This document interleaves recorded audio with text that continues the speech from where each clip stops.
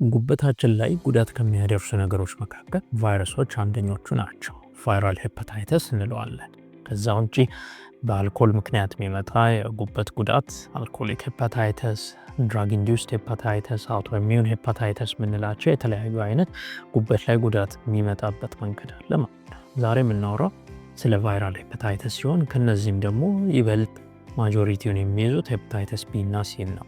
እነዚህ ቫይረሶች ለአጭር ጊዜም ለረዥም ጊዜም ሰውነት ውስጥ በመቆየት ጉዳት ሊያደርሱ የሚችሉ የቫይረስ አይነቶች ናቸው። መተላለፊያ መንገዳቸውን በዋነኝነት ጥንቃቄ የጎደለው ግብረ ስጋ ግንኙነት፣ ከዛ በተጨማሪ ስለት ነገሮችን ሼር ማድረግ፣ መርፌ አንድ ሰው የተወጋበትን ሌላ ሰው መጠቀም፣ ምላጭ፣ እንደዛ አይነት ነገሮች ሊሆኑ ይችላሉ።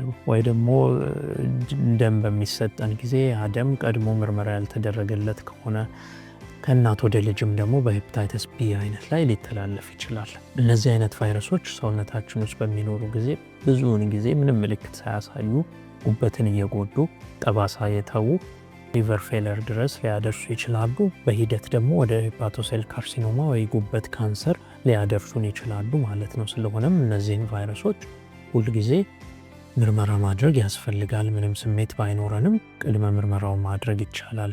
ለዛ ደግሞ ተጋላጭ ነኝ ብሎ ያሰበ የፈራ ሰው አጠቃላይ ጉበት ሙሉ ምርመራ ማድረግ ይችላል ማለት ነው። እነዚህን በማድረግ ክሮኒክ የሆነ የቫይራል የጉበት ቫይራል ኢንፌክሽን እንዳይኖሩ መከላከል እንችላለን። ካለም መታከም ይችላል ማለት ነው። ሄፓታይተስ ቢ ከሆነ በቅድሚያ ቫክሲን ይኖረዋል። ሄፓታይተስ ሲ ደግሞ ቫክሲን ባይኖረውም ታክሞ ሊድን ይችላል ማለት ነው።